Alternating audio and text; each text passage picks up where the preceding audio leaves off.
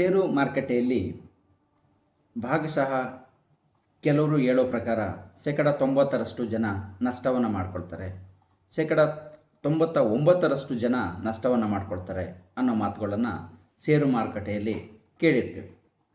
ಆದರೆ ಈ ವಿಡಿಯೋದಲ್ಲಿ ನೋ ಲಾಸ್ ಓನ್ಲಿ ಪ್ರಾಫಿಟ್ ಅನ್ನೋ ವಿಚಾರವಾಗಿ ಈ ಒಂದು ಮಾಹಿತಿಯನ್ನು ನೀಡ್ತಾ ಇದ್ದೇನೆ. ಇದಕ್ಕೆ ಸಂಬಂಧಪಟ್ಟ ಒಂದು ಮುಖ್ಯವಾದಂಥ ಒಂದು ಟ್ರಿಕ್ಕನ್ನು ಕೂಡ ನೀಡ್ತಾ ಇದ್ದೇನೆ. ಅಂದರೆ ಇಲ್ಲಿ ಅನಿಸ್ಬೋದು, ಯಾರೊಬ್ಬರು ಕೂಡ ನಷ್ಟ ಇಲ್ಲದೆ ಇದರಲ್ಲಿ ಶೇರ್ ಮಾರ್ಕೆಟಲ್ಲಿ ಮಾಡೋಕ್ಕೆ ಸಾಧ್ಯನೇ ಇಲ್ಲ ಅಂತ ಹೇಳ್ತಾರೆ. ಅಂಥದ್ರಲ್ಲಿ ಹೇಗೆ ಇದು ಅನ್ನೋ ಒಂದು ಪ್ರಶ್ನೆ ನಿಮ್ಮಲ್ಲಿ ಬರ್ಬೋದು. ಅಷ್ಟು ಲಾಭವನ್ನು ಮಾಡುವಂಥವ್ರು ಒಬ್ಬರು 1% ಅಥವಾ 2% ಮಾಡ್ಬೋದು, ಅಥವಾ ಒಂದು 10%ವರೆಗೂ ಮಾಡ್ಬೋದು ಅದರ ತಿಳುವಳಿಕೆಯನ್ನು ತಿಳ್ಕೊಂಡಂಥವ್ರು. ಆದರೆ ಹೇಗೆ ನಷ್ಟವೇ ಇಲ್ಲದೆ ಬರೀ ಲಾಭವನ್ನೇ ಮಾಡ್ಕೊಳ್ಳೋವಂಥದ್ದು ಅನ್ನೋದಕ್ಕೆ ಸಂಬಂಧಪಟ್ಟಂತೆ ಈ ಒಂದು ವಿಡಿಯೋದಲ್ಲಿ ಒಂದು ಪ್ರಮುಖವಾದಂಥ ಟ್ರಿಕ್ ಮತ್ತು ಮಾಹಿತಿಯನ್ನು ನೀಡ್ತಾ ಇದ್ದೇನೆ. ಇದರಲ್ಲಿ ಒಂದು ಡಿಸ್ಕ್ಲೇಮರನ್ನು ಕೊಡಲಿಕ್ಕೆ ಇಷ್ಟಪಡ್ತೇನೆ. ಇದು ನಿಮ್ಮ ಒಂದು ಹೆಚ್ಚಿನ ಒಂದು ಮಾಹಿತಿಗೆ ಮತ್ತು ಷೇರು ಮಾರುಕಟ್ಟೆ ಬಗ್ಗೆ ತಿಳ್ಕೊಳ್ಳೋದಕ್ಕೆ ನನ್ನ ಒಂದು ಅನುಭವವನ್ನು ಇದರಲ್ಲಿ ಶೇರ್ ಮಾಡ್ತಾ ಇದ್ದೇನೆ.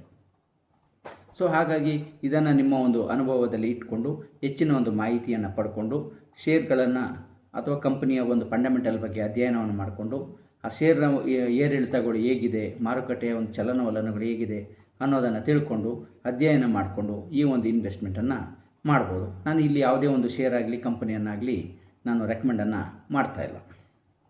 ಈ ಒಂದು ವಿಡಿಯೋದ ವಿಚಾರಕ್ಕೆ ಸಂಬಂಧಪಟ್ಟಂತೆ ಹೇಳೋದಾದರೆ, ಇಲ್ಲಿ ನಷ್ಟ ಇಲ್ಲದೆ ಲಾಭವನ್ನೇ ಮಾಡ್ಕೊಳ್ಳೋದಕ್ಕೆ ಒಂದು ಟ್ರಿಕ್ಕನ್ನು ಉಪಯೋಗಿಸ್ಬೋದು. ಇದನ್ನು ನಾನು ಈಗ ಒಂದು ಕೆಲವು ವರ್ಷಗಳಿಂದ ಈ ಒಂದು ಟ್ರಿಕ್ಕನ್ನು ನಾನು ಉಪಯೋಗಿಸ್ತಾ ಇದ್ದೇನೆ. ಇದಕ್ಕಿಂತ ಮೊದಲು ನಾನು ಕೂಡ ಒಂದು ಇನ್ವೆಸ್ಟ್ಮೆಂಟನ್ನು ಮಾಡಿ ನಷ್ಟಗಳನ್ನು ಅನುಭವಿಸಿರುವಂಥದ್ದು ಬಹಳಷ್ಟು ಇದೆ. ಅದರ ಬಗ್ಗೆ ಹೇಳ್ತಾ ಹೋದರೆ ಅದು ಬಹಳಷ್ಟು ಮುಂದೆ ಹೋಗ್ತಾ ಇರ್ತದೆ. ಸೊ ಹಾಗಾಗಿ ಇಲ್ಲಿ ಲಾಭವನ್ನು ಮಾಡ್ಕೊಳ್ಳೋದಕ್ಕೆ ಏನು ಒಂದು ಟ್ರಿಕ್ಕನ್ನು ಉಪಯೋಗಿಸ್ಕೋಬೇಕು ಅನ್ನೋದಕ್ಕೆ ಸಂಬಂಧಪಟ್ಟಂತೆ ಮಾತ್ರ ಮಾಹಿತಿಯನ್ನು ನೀಡ್ತಾ ಇದ್ದೀನಿ. ಹಾಗೆಯೇ ಇದಕ್ಕಿಂತ ಮುಖ್ಯವಾಗಿ ಷೇರು ಮಾರುಕಟ್ಟೆ ಬಗ್ಗೆ ಕೆಲವೊಂದು ಎಸೆನ್ಸಿಯಲ್ ಆಗಿ ಫಂಡಮೆಂಟಲ್ ಆಗಿ ತಿಳ್ಕೊಳ್ಳೋಂಥ ಅಂಶಗಳಿದೆ. ಒಂದು, ಷೇರು ಮಾರುಕಟ್ಟೆ ಯಾವಾಗಲೂ ಕೂಡ ಏರಿಳಿತಗಳಿಂದ ಕೂಡಿರುತ್ತೆ. ಇದು ಸೆನ್ಸಿಟಿವ್ ಮ್ಯಾಟ್ರ್ಗಳಿಗೂ ಕೂಡ ಧಡಕ್ಕನ್ನು ಬೀಳುತ್ತೆ ಮತ್ತು ಏರುತ್ತೆ. ಸೊ ಹಾಗಾಗಿ ಅದು ಟೋಟಲ್ ಹಿಸ್ಟ್ರಿಯನ್ನು ನೋಡೋಕ್ಕೆ ಹೋದಾಗ ಮಾರುಕಟ್ಟೆ ಏರ್ತಾನೇ ಬರ್ತಾ ಇದೆ ಹೊರತು ಕೆಳಗೆ ಇಳಿಗೆಯ ಸಂಪೂರ್ಣ ಶೂನ್ಯ ಆಗಿರೋಂಥದ್ದು ಎಲ್ಲೂ ಇಲ್ಲ. ಸೊ ಹಾಗಾಗಿ ಅದೇನೇ ಏರಿಳಿತಗಳು ಕಂಡು ಬಂದರೂ ಕೂಡ year by year, month by month ಅದು ಹಬ್ಬನ್ನು ಕಂಡು ಬರ್ತಾ ಇರ್ತದೆ ಹೊರತು ಕಡಿಮೆ ಆಗಲ್ಲ ಅನ್ನೋದನ್ನ ಮುಖ್ಯವಾಗಿ ತಿಳ್ಕೊಬೇಕು.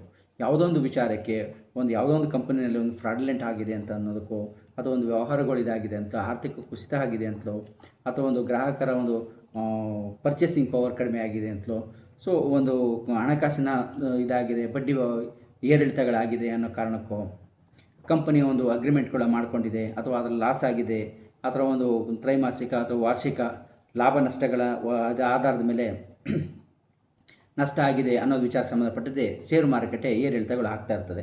ಆದರೆ ಈ ಏರಿಳಿತಗಳು ಏನಾಗ್ತಾ ಇದೆ ಇದನ್ನು ಉಪಯೋಗಿಸ್ಕೊಂಡು ಲಾಭವನ್ನು ಮಾಡ್ಕೊಳ್ಳೋದು, ನಷ್ಟ ಇಲ್ಲದೆ ಮಾಡ್ಕೊಳ್ಳೋಂಥದಕ್ಕೆ ಒಂದು ಟ್ರಿಕ್ಕನ್ನು ಬಳಸ್ಕೋಬೇಕಾಗತ್ತೆ. ಅದಕ್ಕಿಂತ ಮೊದಲು ಈ ಒಂದು ಫಂಡಮೆಂಟಲ್ನ ನೀವು ಮೈಂಡಲ್ಲಿ ಇಟ್ಕೋಬೇಕು. ಸೊ ನಾವು ಯಾವುದೇ ಒಂದು ಶೇರನ್ನು ಇನ್ವೆಸ್ಟ್ಮೆಂಟನ್ನು ಮಾಡಿದ್ರೆ ಅದು ಯಾವುದೇ ಒಂದು ಕೆಲವೊಂದು ಕಾರಣಗಳಿಗೆ ಅದು ಕೆಳಗೆ ಬಿದ್ದಿದ್ರು ಕೂಡ ಮತ್ತೆ ಮೇಲೆ ಬರುತ್ತೆ. ಅಂದರೆ ಇಲ್ಲಿ ಕಂಪನಿನೇ ಸಂಪೂರ್ಣವಾಗಿ ನಷ್ಟಕ್ಕೆ ಹೋಗಿದ್ರೆ ಅಂಥ ಸಂದರ್ಭದಲ್ಲಿ ಸಾಧ್ಯ ಇಲ್ಲ, ಅಥವಾ ಕಂಪನಿನೇ ಲಾಕೌಟ್ ಆಗ್ತಾ ಇರೋಂಥ ಸಂದರ್ಭದಲ್ಲಾದರೆ ಸಾಧ್ಯ ಇಲ್ಲ. ಇದನ್ನು ಕೂಡ ಅಂದರೆ ಕಂಪನಿಯ ಒಂದು ಫಂಡಮೆಂಟಲ್ಲು ಕೂಡ ನೀವು ನೋಡ್ಕೊಂಡಿರಬೇಕಾಗತ್ತೆ. ಸೊ ನೋಡಿಕೊಂಡು ಈ ಒಂದು ಟ್ರಿಕ್ಕನ್ನು ಉಪಯೋಗಿಸ್ಕೋಬೋದು. ಸೊ ಇದು ಮತ್ತು ಇದರಲ್ಲಿ ಕೆಲವೊಂದು ಬಾರಿ ಈ ರೀತಿ ಒಂದು ಸಂಕಷ್ಟಗಳಿಗೆ, ಆರ್ಥಿಕ ಸಂಕಷ್ಟಗಳಿಗೆ, ಒಂದು ಗೌರ್ಮೆಂಟ್ ಪಾಲಿಸಿಗಳಿಗೆ ಸಿಕ್ಕಾಕೊಂಡಾಗ ಅದು ತಿಂಗಳುಗಟ್ಟಲೆ ಅದೇ ಸಿಚುವೇಷನಲ್ಲಿ ಅಥವಾ ರೆಡ್ ಅಲರ್ಟಲ್ಲೇ ಹೋಗುವಂಥದ್ದು ಕಂಡುಬರುತ್ತೆ. ಸೊ ಅಂಥ ಸಂದರ್ಭದಲ್ಲಿ ಅತಿ ಮುಖ್ಯವಾಗಿ ತಾಳ್ಮೆ ಇರಬೇಕು. ಒಂದು, ಷೇರು ಮಾರುಕಟ್ಟೆಯ ಇತಿಹಾಸವನ್ನು ತಿಳ್ಕೊಂಡಿರಬೇಕು. ಎರಡನೇದಾಗಿ ತಾಳ್ಮೆ ಇರಬೇಕು. ಮೂರನೇದಾಗಿ ನಾವು ಯಾವ ಶೇರ್ಗಳನ್ನು ಆಯ್ಕೆ ಮಾಡ್ಕೋಬೇಕು ಅನ್ನೋದು ಕೂಡ ಅತಿ ಮುಖ್ಯ. ಕಣ್ಮುಚ್ಕೊಂಡು ಲಿಸ್ಟಲ್ಲಿದೆ ಅಂತೇಳಿ ಯಾವುದಕ್ಕೂ ಹಾಕೋದಲ್ಲ. ಸೊ ಇದರಲ್ಲಿ ಒಂದು ಲಿಸ್ಟನ್ನು ಮಾಡ್ಕೊಳ್ಳೋದಕ್ಕಾದರೆ ನೀವು ಒಂದು ಕನಿಷ್ಠ ಒಂದು 10ಕ್ಕಿಂತ ಮೇಲ್ಪಟ್ಟು ಇಂಪಾರ್ಟೆಂಟು ನೀವು ಆ ಕಂಪನಿಯ ಬಗ್ಗೆ, ಆ ಷೇರು ಮಾರುಕಟ್ಟೆ ಏರಿಳಿತಗಳು ಏನಾಗ್ತಾ ಇದೆ ಅದಕ್ಕೆ ಸಂಬಂಧಪಟ್ಟಂತೆ ಒಂದು 10ರಿಂದ 20 ಅಥವಾ 30 ಶೇರ್ಗಳನ್ನು ನಿಮ್ಮ ಒಂದು ಪೋರ್ಟ್ಫೋಲಿಯೋದಲ್ಲಿ ಇಟ್ಕೊಳ್ಳಿ.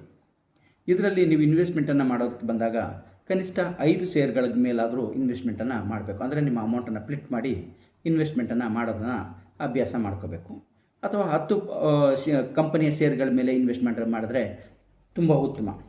ಇದರಲ್ಲಿ ಪ್ರಾರಂಭಿಕವಾಗಿ ಕಲ್ತ್ಕೊಳ್ಳೋದಕ್ಕೆ 500,000 ಅಥವಾ 2,000 ಹಾಕಿ ಕಲ್ತ್ಕೊಳ್ಳೋದ್ರಿಂದ ಯಾವುದೂ ತೊಂದರೆ ಇಲ್ಲ. ಆದರೆ ಇಲ್ಲಿ ಲಾಭವನ್ನು ಮಾಡಬೇಕು ಅಂತ ಕಂಡು ಬಂದಾಗ ಒಂದು ಶೇರಿಂದ ಕನಿಷ್ಠ ಒಂದು 20,000 ರೂಪಾಯಿ ಆದರೂ ಇನ್ವೆಸ್ಟ್ಮೆಂಟನ್ನು ಮಾಡೋದು ಅತಿ ಉತ್ತಮ. ಏನಕ್ಕೆ ಅಂದರೆ ಇಲ್ಲಿ ನಾವು ಇನ್ವೆಸ್ಟ್ಮೆಂಟನ್ನು ಮಾಡಿದ ಮೇಲೆ ಅದರಿಂದ ನಷ್ಟವನ್ನು ಅನುಭವಿಸ್ಬಾರ್ದು, ಲಾಭವನ್ನು ಪರಿಗಣಿಸಬೇಕಾಗಿರುತ್ತೆ. ಇಲ್ಲಿ ಸಾಧಾರಣವಾಗಿ ಲಾಭ ಅಂತಂದರೆ ಯಾವುದೊಂದ್ರ ಮೇಲೆ SIP ಮಾಡಿಬಿಟ್ರೆ ಒಂದು ಸತಿ ಹಾಕಿಬಿಟ್ರೆ ಅದರಲ್ಲಿ ಲಾಭ ಬರುತ್ತಲ್ಲ ಅನ್ನೋ ಪ್ರಶ್ನೆ ಬರುತ್ತೆ. ಆದರೆ ಇಲ್ಲಿ ಆ ಥರದಲ್ಲಿ ಹಾಕಿದಾಗ ಸಾಧಾರಣವಾಗಿ ಕಂಪ್ನಿಗಳು 15ರಿಂದ 25-30%ವರೆಗೂ ಕೊಡುವಂಥ ಸಾಧ್ಯತೆ ಇದೆ. ಎಲ್ಲೋ ಕೆಲವೊಂದು ಕಂಪ್ನಿಗಳು 40-45%, ಇನ್ನು ಕೆಲವೊಂದು ಕಂಪ್ನಿಗಳು ಒಂದು ಸುನಾಮಿ ರೀತಿಯಲ್ಲಿ 100%, 80%, 120% ಕೊಡುವಂಥ ಸಾಧ್ಯತೆಗಳು ಇರುತ್ತೆ. ಆ ರೀತಿಯಲ್ಲಿ 35-40%ಇಂದ ಮೇಲೆ ಇಂಥ ಕಂಪ್ನಿನೇ ಕೊಡುತ್ತೆ ಅಂತ ಗ್ಯಾರಂಟಿ ಹೇಳೋಕ್ಕಾಗಲ್ಲ. ಒಂದು ಆವ್ರೇಜ್ 5 ವರ್ಷ, 10 ವರ್ಷ, 15 ವರ್ಷದ ಒಂದು ಸ್ಲ್ಯಾಟನ್ನು ತೊಗೊಂಡು ಬೇಕಾದ್ರೆ ಒಂದು ಅಂದಾಜನ್ನು ಮಾಡ್ಬೋದೇ ಹೊರತು ಏಕಾಏಕಿ ಇಷ್ಟಕ್ಕೆ ಕೊಡುತ್ತೆ ಅಂಥೇಳಿ ಅದನ್ನು ಮಾಡಲಿಕ್ಕಾಗಲ್ಲ. ಆದರೆ ಆವ್ರೇಜಾಗಿ ಒಂದು 15ರಿಂದ 25, 30, 35%ನ್ನು ಕೊಡೋಂಥದ್ದನ್ನ ವಾರ್ಷಿಕವಾಗಿ, ತಿಂಗಳಿಗಲ್ಲ, ಅದನ್ನು ಗಮನಿಸ್ಬೋದು. ಆದರೆ ಇಲ್ಲಿ ನಾನು ಡೇ ಬೈ ಡೇ ತಿಂಗಳಿಗೆ ಎಷ್ಟನ್ನು ಮಾಡ್ಬೋದು, ವರ್ಷಕ್ಕೆ ಎಷ್ಟನ್ನು ಮಾಡ್ಬೋದು, ಮಲ್ಟಿಪಲ್ ಆಗಿ ವರ್ಷಕ್ಕೆ ಎಷ್ಟನ್ನು ಮಾಡ್ಬೋದು ಅನ್ನೋದಕ್ಕೆ ಸಂಬಂಧಪಟ್ಟಂತೆ, ಅದು ನಷ್ಟ ಇಲ್ಲದೆ ಯಾವ ರೀತಿ ಮಾಡ್ಬೋದು ಅನ್ನೋದಕ್ಕೆ ಸಂಬಂಧಪಟ್ಟಂತೆ ಈ ವಿಡಿಯೋದಲ್ಲಿ ನಾನು ಮಾಹಿತಿಯನ್ನು ಕೊಡ್ತಾಯಿದ್ದೀನಿ. ಸೊ ಹಾಗಾಗಿ ನೀವಿನ್ನೂ ನಮ್ಮ ಚಾನಲ್ಗೆ ಸಬ್ಸ್ಕ್ರೈಬ್ ಆಗಿಲ್ಲ ಅಂತ ಸಬ್ಸ್ಕ್ರೈಬ್ ಆಗಿ, ಹೆಚ್ಚಿನ ಒಂದು ಶೇರ್ ಮಾರುಕಟ್ಟೆಯ ಒಂದು ವಿಡಿಯೋಗಳು ನಿಮಗೆ ಮೊದಲು ತಲುಪುವಂತಾಗುತ್ತೆ. ಹಾಗಾಗಿ ಲೈಕ್ ಮಾಡಿ. ಈ ವಿಡಿಯೋ ನಿಮಗೆ ಇಷ್ಟ ಆಗಿದ್ದರೆ ಎಲ್ಲರಿಗೂ ಶೇರ್ ಮಾಡಿ. ಯಾಕಂದರೆ ಎಲ್ಲರೂ ಶ್ರೀಮಂತರಾಗಬೇಕು, ಎಲ್ಲರೂ ಒಂದು ಹಣ ಗಳಿಕೆಯನ್ನು ಮಾಡಬೇಕು ಅನ್ನೋದು ನಮ್ಮ ಒಂದು ಮುಖ್ಯ ಉದ್ದೇಶ ಆಗಿರುತ್ತೆ. ಸೊ ಹಾಗಾಗಿ ಷೇರು ಮಾರುಕಟ್ಟೆಗೆ ಸಂಬಂಧಪಟ್ಟಂತೆ ಕೆಲವು ಮಾಹಿತಿಗಳನ್ನು ಕನ್ನಡದಲ್ಲಿ ನಾನು ನಿಮಗೆ ನೀಡ್ತಾ ಇದ್ದೇನೆ. ಇಲ್ಲಿ ಈ ಟ್ರಿಕ್ಕನ್ನು ಉಪಯೋಗಿಸ್ಕೊಳ್ಳೋದು ಹೇಗೆ ಅಂತಂದರೆ, ಆ ರೀತಿಯಲ್ಲಿ ವರ್ಷಕ್ಕೊಂದು ಸತಿ ನಾವು ನೋಡೋದಕ್ಕಿಂತ ಅದನ್ನು ವರ್ಷಕ್ಕೆ ಪಡೆಯುವಂಥದ್ದನ್ನ ತಿಂಗಳಿಗೆ ನಾವು ಪಡಿಬೋದು. ಹೇಗೆ ಅಂತಂದರೆ ಇಲ್ಲಿ ಕೆಲವೊಂದು ಸ್ಮಾಲ್ ಕ್ಯಾಪ್ ಶೇರ್ಗಳ ಮೇಲೆ ಮತ್ತು ಮಿಡ್ ಕ್ಯಾಪ್ ಶೇರ್ಗಳ ಮೇಲೆ ಮತ್ತು ಲಾರ್ಜ್ ಕ್ಯಾಪ್ ಶೇರ್ಗಳ ಮೇಲೆ ಕನಿಷ್ಠ ಒಂದು 5 ಡಿವೈಡ್ ಮಾಡಿಕೊಂಡು ಅದಕ್ಕೆ ಇನ್ವೆಸ್ಟ್ಮೆಂಟ್ ಕನಿಷ್ಠ ಒಂದು 20,000 ರೂಪಾಯಿ ಆದರೂ ಹಾಕ್ಕೊಂಡ್ರೆ ಉತ್ತಮ ಅಂತ ನನ್ನ ಒಂದು ಅಭಿಪ್ರಾಯ. ಏನಕ್ಕೆ ಅಂತಂದರೆ ಒಂದು ಸರಿ ನಾವು ಟ್ರಾನ್ಸಾಕ್ಷನ್ಸನ್ನು ಮಾಡಿದ್ರೆ ಈಗ ಇರುವಂಥ ರೀತಿಯಲ್ಲಿ 20 ರೂಪಾಯಿ ಕಟ್ಟಾಗುತ್ತೆ. ಮತ್ತು ತಿರ್ಗಿ ಅದನ್ನ ಸೇಲ್ ಮಾಡಿದಾಗ 20 ರೂಪಾಯಿ ಪ್ಲಸ್ GST, ಟ್ಯಾಕ್ಸು ಇದೆಲ್ಲ ಬೀಳೋದ್ರಿಂದ ನಾವು ಕಡಿಮೆ ಅಮೌಂಟನ್ನು ಹಾಕಿದರೆ, ಈಗ ಉದಾಹರಣೆಗೆ 1,000ನೋ 2,000 ರೂಪಾಯಿನೋ ಅಥವಾ 5,000 ರೂಪಾಯಿ ಹಾಕ್ಬಿಟ್ಟು ಮಾಡಿದ್ರೆ ಅಲ್ಲಿ ಬಂದಂಥದ್ದು ಮೋಸ್ಟ್ ಆಫ್ ಆಲ್ ಅಲ್ಲಿನ ಟ್ರಾನ್ಸಾಕ್ಷನ್ಸ್ಗೆ ಹೋಗ್ಬಿಟ್ಟಿರುತ್ತೆ. ಇಲ್ಲಿ ನನ್ನ ಒಂದು ಇದೇನು ವರ್ಷಕ್ಕೆ ಬಿಟ್ಬಿಟ್ಟು ಇದಲ್ಲ. ಇಲ್ಲಿ ಉದಾಹರಣೆಗೆ ಯಾವುದೋ ಒಂದು ಶೇರನ್ನು ನಾನು 10 ರೂಪಾಯಿಗೆ ತೊಗೊಳ್ತೀನಿ. 10 ರೂಪಾಯಿಗೆ ತೊಗೊಂಡಾಗ ಅದನ್ನ ಪ್ರತಿದಿನ ನಾನು ಅಟ್ಲೀಸ್ಟ್ ಒಂದು ಅರ್ಧ ಗಂಟೆ ಆದರೂ ವಾಚ್ ಮಾಡ್ತೀನಿ. ಮತ್ತು ಮಧ್ಯಾಹ್ನದ ಮೇಲೆ ಒಂದು 1/4 ಗಂಟೆ, ಅರ್ಧ ಗಂಟೆ ಬಿಡು ಟೈಮಲ್ಲಿ ವಾಚ್ ಮಾಡೋದನ್ನ ಅಭ್ಯಾಸ ಮಾಡಬೇಕು. ಅಂದರೆ ಒಂದು ದಿನದಲ್ಲಿ ಕನಿಷ್ಠ 1 ಗಂಟೆ, 1/4 ಗಂಟೆ ಮಾತ್ರ ವಾಚ್ ಮಾಡಬೇಕು. ಈಗ ಮೊದಲಾದರೆ ಅದನ್ನು ಮ್ಯಾನ್ಯುವಲ್ ಆಗಿ ನಾವು ಹೇಳಬೇಕು, ಸಬ್ಮಿಷನ್ ಮಾಡಬೇಕಾಯಿತು, ಕಾಲ್ ಮಾಡಿ ಹೇಳಿ, ಬ್ರೋಕರ್ಗೆ ಹೇಳಿ, ಆಮೇಲೆ ಸೇಲ್ ಮಾಡಿಸೋದು, ಪರ್ಚೇಸ್ ಮಾಡೋದು ಮಾಡಬೇಕಾಗಿತ್ತು. ಈಗ ತುಂಬ ಆ್ಯಪ್ಗಳಿದೆ. ಆ್ಯಪ್ಗಳನ್ನು ಹೆಸರನ್ನು ನಾನು ಅಲ್ಲಿ ನಮೂದು ಮಾಡೋಕ್ಕೆ ಹೋಗಲ್ಲ. ಸೊ ನಿಮಗೆ ಇಚ್ಛೆ ಆದಂಥ ಆ್ಯಪ್ಗಳನ್ನು ತಗೋಬೋದು. ಭಾಳಷ್ಟು ಆ್ಯಪ್ಗಳು ಇರೋದ್ರಿಂದ ಅದರಲ್ಲಿ ನೀವು ಪರ್ಚೇಸ್ ಮಾಡೋದಕ್ಕೆ ಈ ರೇಟ್ಗೆ ನನಗೆ ಬೇಕು ಅಂತ ಪರ್ಚೇಸ್ ಮಾಡೋದಕ್ಕೆ ಅಂತ ಫಿಕ್ಸ್ ಮಾಡಿದ್ರೆ ಆ ರೇಟಿಗೆ ಬಂದಾಗ ಸಿಗುತ್ತೆ. ಮತ್ತು ಸೇಲ್ ಈ ರೇಟ್ಗೆ ಮಾಡಬೇಕು ಅಂತ ಫಿಕ್ಸ್ ಮಾಡಿದ್ರೆ ಆ ರೇಟ್ ಬಂದಾಗ ಆಟೋಮೆಟಿಕ್ಕಾಗಿ ಸೇಲ್ ಆಗುತ್ತೆ. ಸೊ ಹಾಗಾಗಿ ಈಗ ಷೇರು ಮಾರುಕಟ್ಟೆಯಲ್ಲಿ ಶೇರ್ಗಳನ್ನು ಪಡ್ಕೊಳ್ಳೋದು, ಮಾರಾಟ ಮಾಡೋದು ತುಂಬ ಈಸಿಯಾಗಿರುತ್ತೆ. ಇಲ್ಲಿ ನೀವು ಇನ್ನೊಂದು ಗಮನದಲ್ಲಿ ಇಟ್ಕೋಬೇಕು. ಇಲ್ಲಿ ಇಂಟ್ರಾಟ್ರೇಡ್ ಬಗ್ಗೆ ನಾನು ಇಲ್ಲಿ ಯಾವುದೂ ಮಾತಾಡ್ತಾ ಇಲ್ಲ. ಇಂಟ್ರಾಟ್ರೇಡ್ನಲ್ಲಿ ಮಾಡಿದ್ರೆ ಅದರಲ್ಲಿ ನಾವು ಈ ಒಂದು ನನ್ನ ಒಂದು ಟ್ರಿಕ್ ಏನಿದೆ ಇದು ಇಂಟ್ರಾಟ್ರೇಡ್ಗೆ ಅಪ್ಲೈ ಆಗೋಲ್ಲ. ಇಲ್ಲಿ ನೀವು ಶೇರ್ಸನ್ನು ಪರ್ಚೇಸ್ ಮಾಡಿದ್ರೆ ಡೆಲಿವರಿ ಶೇರ್ಸನ್ನೇ ತಗೋಬೇಕು. ಏನಕ್ಕೆ ಅಂದರೆ ಇಂಟ್ರಾಟ್ರೇಡನ್ನು ತೊಗೊಂಡ್ರೆ ನೀವು ಅದೇ ದಿನ ಮಾರಾಟ ಮಾಡಬೇಕಾಗಿರುತ್ತೆ. ಆದರೆ ಡೆಲಿವರಿ ಶೇರ್ಸನ್ನು ತೊಗೊಂಡಿದ್ರೆ ನೀವು ಅದೇ ದಿನ ಮಾರಾಟ ಮಾಡಬೇಕು ಅನ್ನೋದೇನು ಇರೋದಿಲ್ಲ. ಸೊ ಹಾಗಾಗಿ ಇಲ್ಲಿ ನೀವು ಪಡ್ಕೊಳ್ಳೋಂಥ ಶೇರ್ಸು ಡೆಲಿವರಿ ಶೇರ್ಗಳನ್ನೇ ಪಡ್ಕೊಳ್ಳೋದು ಅತಿ ಮುಖ್ಯ. ಏನಕ್ಕೆ ಅಂದರೆ ಇಲ್ಲಿ ನೀವು ಉದಾಹರಣೆಗೆ ನಾನು ಆಗಲೇ ಹೇಳ್ತಾ ಇದ್ದಂಗೆ 10 ರೂಪಾಯಿಗೆ ನೀವು ಒಂದು ಶೇರನ್ನು ಪಡ್ಕೊಂಡ್ರೆ ಇಲ್ಲಿ ನೀವು ಒಂದು ಲಾಭವನ್ನು ನನ್ನ ಒಂದು ಅನುಭವದಲ್ಲಿ ಹೇಳೋದಾದರೆ ಒಂದು 2% ಇಟ್ಕೋಬೇಕು.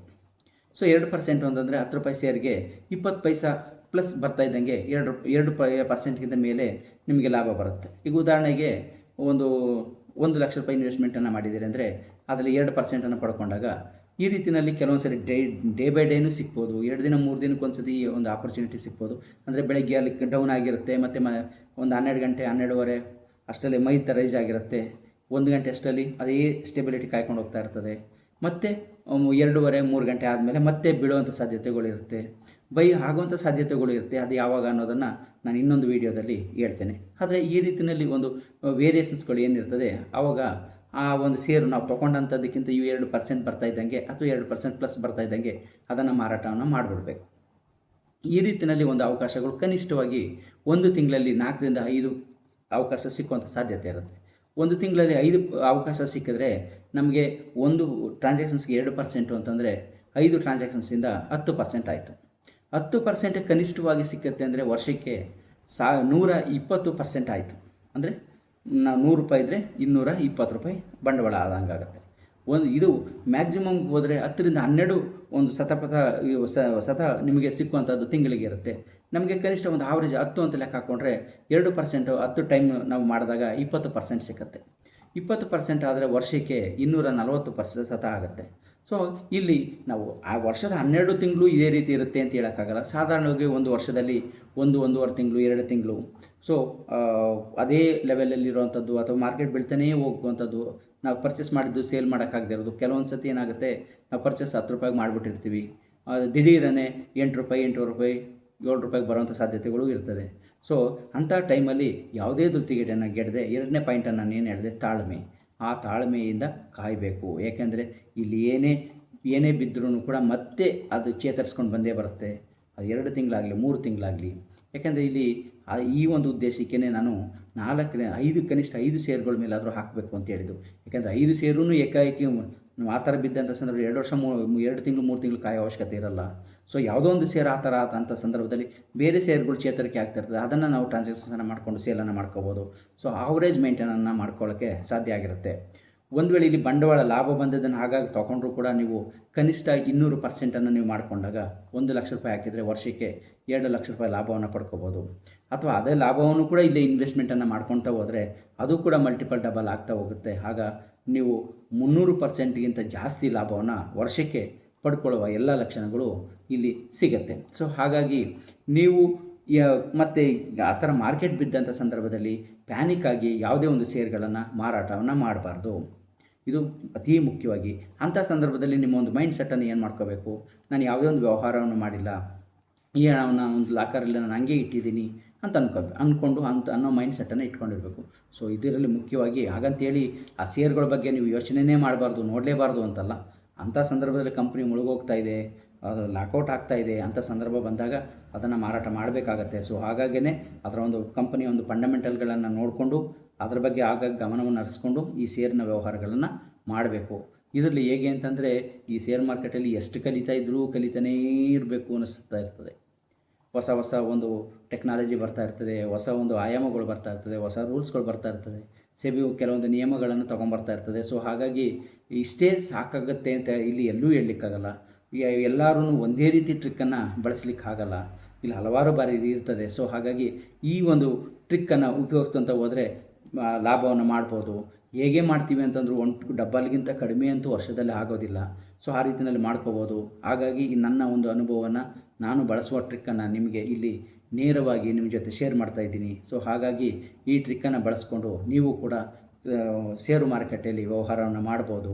ಮಾಡಿ ಲಾಭವನ್ನು ಗಳಿಸಿ ಆರ್ಥಿಕವಾಗಿ ಸಬಲೀಕರರಾಗಿ ಎಲ್ಲರೂ ಕೂಡ ಇಲ್ಲಿ ಹಣವನ್ನು ಗಳಿಸಬೇಕು ಅನ್ನೋದೇ ನನ್ನ ಒಂದು ಮುಖ್ಯ ಉದ್ದೇಶ ಇಟ್ಕೊಂಡು ಕನ್ನಡದಲ್ಲಿ ಶೇರ್ ಮಾರ್ಕೆಟ್ನ ವಿಚಾರಕ್ಕೆ ಸಂಬಂಧಪಟ್ಟಂತೆ ಕೆಲವೊಂದು ಟ್ರಿಕ್ಗಳನ್ನು ನಿಮಗೆ ತಿಳಿಸ್ತಾ ಇದ್ದೀನಿ. ಇದರಲ್ಲಿ ಕೋಟಿಗಟ್ಟಲೆ ಹಣವನ್ನು ಸಂಪಾದನೆ ಮಾಡಿರೋ ಟ್ರಿಕ್ಗಳನ್ನು ಕೂಡ ನಾನು ಮುಂದಿನ ಒಂದು ವಿಡಿಯೋಗಳಲ್ಲಿ ಕೊಡ್ತೇನೆ.